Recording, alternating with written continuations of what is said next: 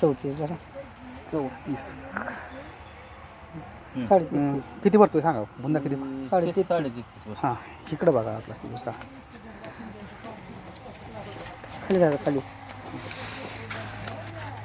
हे 34 बसतो. 34. ओके 34. हां 34च्या आसपास बुंदा आहे. आणि केळीच्या ज्या आजच्या कंडिशन तुम्हाला वाढ वगैरे कशी वाटते सगळ्यात वाढ महत्त्वाचं? एक घ्यायची. हां बरं करपा वगैरे काय वाटतं तुम्हाला यामध्ये? पानं आहे, पानं सगळी हिरवी व्हायची जाग्यापर्यंत. आणि ह्यात बाकीचं काय प्रॉब्लेम वाटतात का आणखी केळीमध्ये? प्रॉब्लेम नाही काय बरं का. हां नाही हिरवी पालं जाग्यापर्यंत राहिली ती बरीचशी आहे का. हं. हिरवी शेवटपर्यंत आहे ती वाळलेली नाही. पाऱ्या हिरवी राहिली भरपूर. ओके. आणि तुम्ही पण केळी करता ना हां गावाकडे अकलूजला? हां. ओके. तुम्ही पण घेता ना केळीचं पीक का नाही घेत? केळी आहेत की पण आमच्याकडे ह्यांच्याकडे आहे. Okay okay. बघा इकडं बघा वाटलंच तिकडे इकडं मोजून घ्या काय अडचण नाही. ऐक सरस चांगली पल्ली बोंद्याची सर बरं का. चांगली पल्ली ह्या स्टेजमध्ये एवढा बोंदा म्हणजे भरपूर झाला. खाली जागा जरा बुटात धरा वाटलंच खाली घ्या धरा पण. ओके. तो तर लय लांब जातोय तसा तिथं घेतल्यानंतर ना 35. 35. 34 35 34 35 हां. आणि हे कसं वाटतं तुम्हाला पाण्या पण बघा तुम्हाला काय वाटतं पाण्याची पण चांगली आहे क्वालिटी. हे कसं वाटतं ॲक्च्युली? चांगली आहे वादीला ही वादी भरपूर म्हणजे अशीच वादी असावी का आणखी काय वेगळं वाटतं तुम्हाला? नाही अशी आहे चालते. आणखीन ते आणखीन पुढे वाढायची.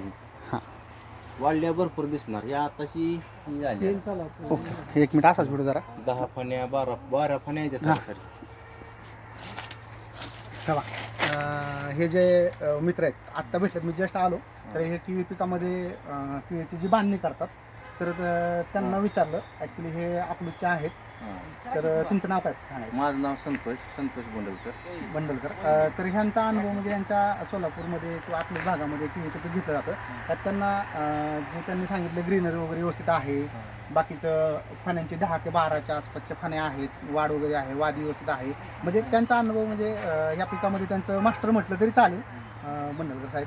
कारण यासाठीच व्हिडिओ बनवला आहे कारण की फक्त आम्ही प्रत्यक्षात सगळ्या प्लॉटवर असतो आम्ही काम. कारण ह्यांनी सगळे कुठं कुठं काम करताय तुमच्या केळीमध्ये?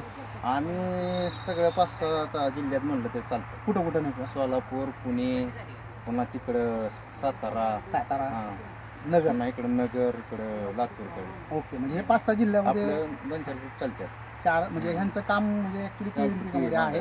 आणि ह्यांना जो अनुभव आला बाग बघितल्यानंतर ना चांगली त्यांना क्वालिटी एकदम क्वालिटी व्यवस्थित वाटलेली आहे. फक्त हेच ह्या व्हिडिओमध्ये सांगण्याचा उद्देश होता किंवा पानामध्ये आता त्यांचं म्हणणं आलं की आता तारखेचा अटॅक नाही आहे आत्ताच्या या स्टेजपर्यंत जास्त हिरवळ आहे.